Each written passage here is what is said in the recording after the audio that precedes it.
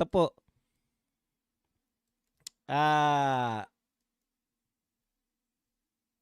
Low survey rating could render Marcos a lame duck president. Ito po ay sinabi ng isang UP professor. Masyado kayong matalino. Marami kayong alam. Lame duck president. Alam ko po na matagal nyo nang naririnig yung salitang lame duck, no?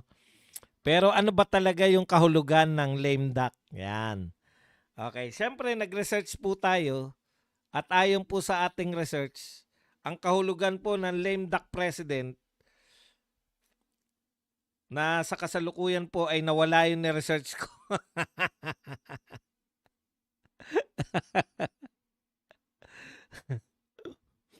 Okay. Pag sinabi pong lame duck president, ito po yung isang presidente na napili na yung successor. Kaya kung makikita nyo riyan sa aking thumbnail, nariyan na kagad si BP Sara, no? Okay. Sa madaling salita, sa baba po, sa baba ng ating rating ng ating kasalukuyang presidente, maari na po siyang ituring na lame duck president. Di ba? Kasi ano ba ang katangian ng isang lame duck president? Halos wala na siyang kapangyarihan.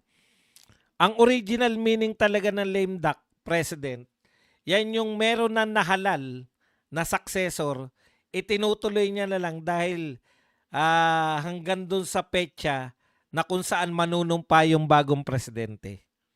Okay. Pero dito sa Pilipinas, dahil mahaba po ang paghanda sa politika, tinuturing ng mas maaga yung pagiging lame duck president. No? Itinuturing ng mas maaga. Lalo na kung ang rating ni BBM, malabo ba camera natin? Talaga? Parang malabo.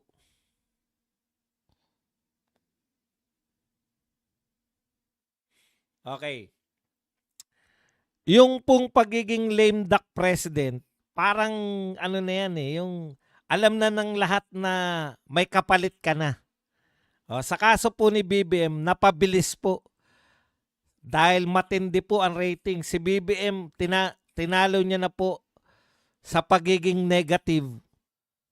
Dati, hawak yan ni Gloria Macapagal Arroyo. Yung pinakamababang mga rating po, hawak yan ni GMA. Pero dinaig na po ni BBM si GMA. Ganyan po katindi. Worst talaga. Worst president talaga to, no? Okay, ano po ang katangian ng isang presidente o yung tinatawag natin lame duck na presidente? Yan.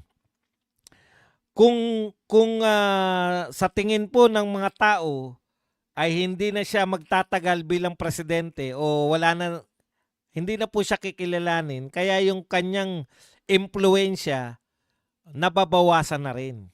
Okay.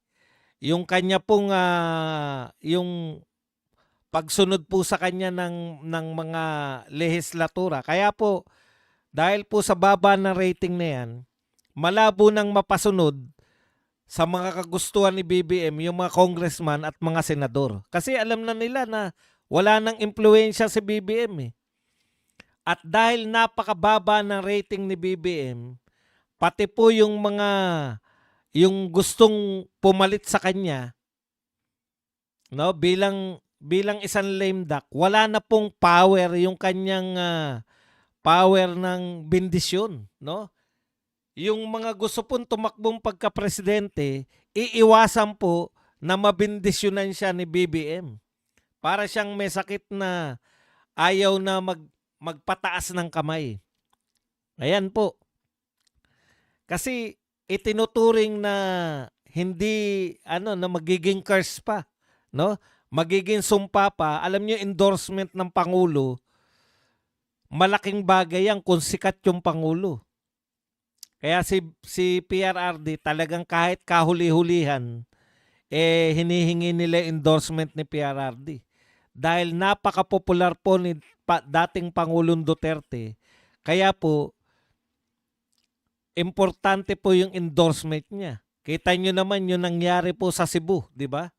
Oh, yung endorsement po ni Tatay Digong nagpanalo kay Barry Cuatro na relatively unknown. Pero dahil ang Cebu po ay Duterte country, na ipanalo ng endorsement ni Duterte yung pinakamalaking probinsya in terms ng boto. Pinakamalaking boto ng isang probinsya na ipanalo niya dyan sa Cebu.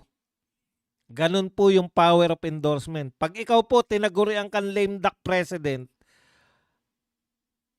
dito po sa kaso ni BBM, halos ang endorse niya ay magiging curse pa, no? Hindi po magiging endorsement, kundi kasiraan pa. So, sigurado na matatalo sa eleksyon sino man yung endorse ni BBM. Ganun po kalupit. Ngayon, ano po ang epekto nito?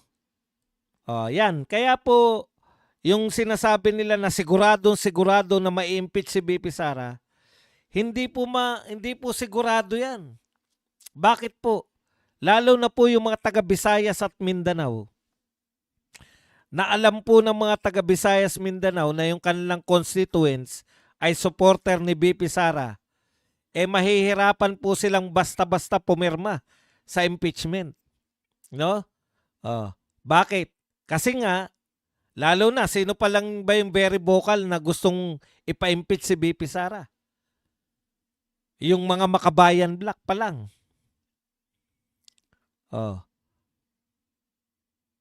Yun bang yung bang kanilang constituents na karamihan po sa Visayas, yung Mindanao po, deklarado na natin yan, solid Sara Duterte country yan, buong Mindanao, no? Tapos ito pong Visayas, siguro 80% ng Visayas kuha po ng mga Duterte.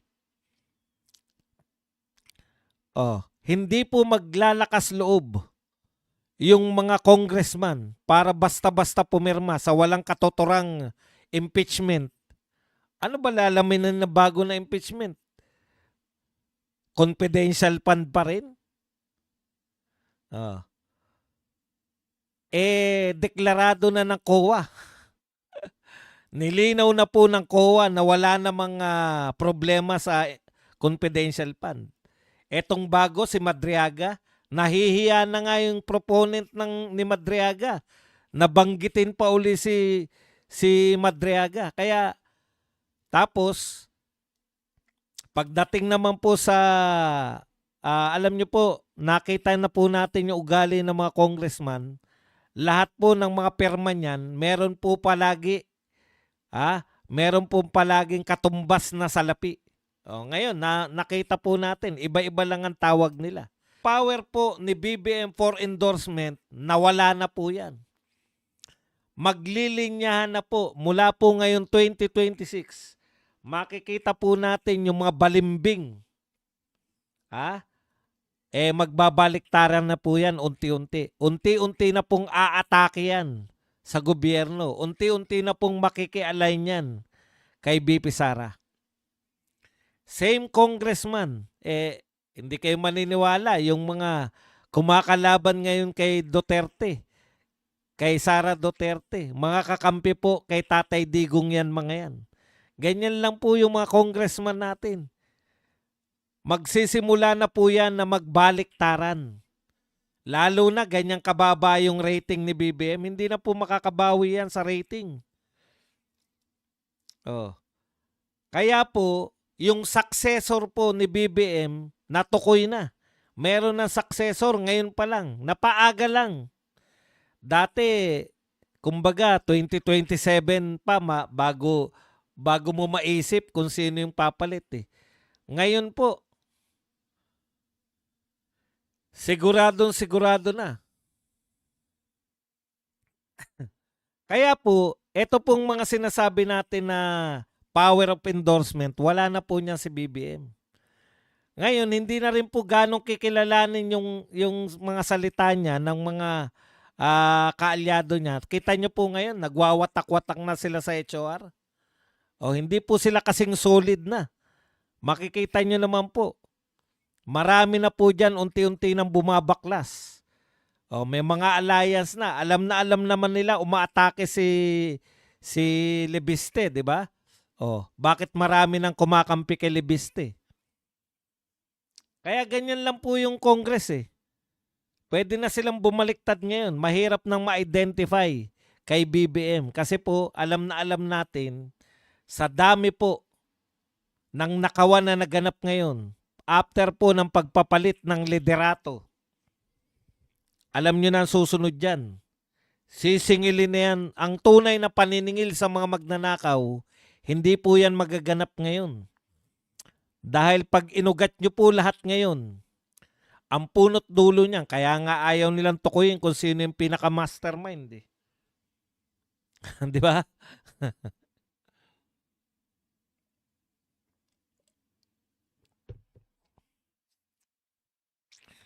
Okay. Ano pa po ang nawawala sa isang una na impluensyan, reduce na po yung influence niya. Pati po sa paggawa ng mga batas. Hindi na po yan masyadong iintindihin ng mga politiko. Ikalawa, sisip-sip na po yan sa tinitignan nila na susunod. This time, lahat po yan magsisisip-sip na papunta kay BP Sara. Tapos, magpo-focus na lang din yung lame duck president sa kanyang mga legacy. Isisecure niya na yan. Di ba? Ano ang problema ng ating Pangulo sa kasalukuyan? Kaya nga kita nyo, pati yung legacy ng ibang tao, nakikiamot siya. Tignan nyo yung mga pronouncement ni BBM. Laging legacy, legacy. May 4 daw siyang legacy. Isa na yung Bukana Bridge. Paano mo magiging legacy yun? Wala kang ambag dun. Pati pagpupondo nun, hindi naman pinondohan natin yun. Pondo ng China yun. Direkta sa mga tao ng Davao. Wala kang kinalaman doon. Naghanap na po siya ng legacy. Di ba? Naghanap na siya ng kanyang legacy. Kaya, ito pong realignment sa politika, mapapaaga po yan. Pustahan po tayo yung February 6 na balak po nila na mag-impeachment. Hindi po matunog, di ba? Sino lang po nagsasalita ng February 6 impeachment? Mga makabayan black lang po. Kasi alam nila na may balik na sa kanila. Future president na ang tingin nila kay BP Sara eh. Pipirma ba sila laban sa impeachment ng future president? Gusto ba nilang samain sila? Kaya yung wag po kayong mainggit, no? Yung mga vlogger po, marami pong mga vlogger. Siyempre, yung lalo na po yung kami kasi medyo kahit papano okay naman ang kita namin. Yung mga maliliit na vlogger na Duterte na parang wag po kayong mainggit sa mga vlogger na taga-kabilang bakod. Kasi malapit na pong matapos yung kanilang yung kanilang allowance, yung kanilang bonus. Pantay-pantay na tayo ngayon, naaasa na lang sa ating bunganga.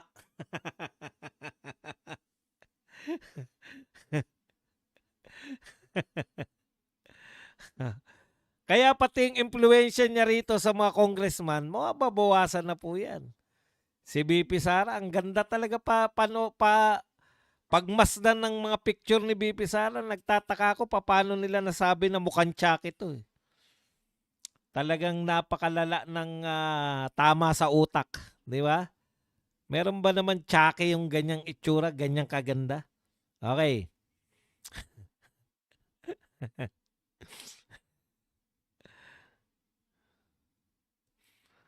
Talaga naman po nagsosona pa. Hindi naman po mawawala yung sona niya eh. May ilang sona pa po yan. Okay.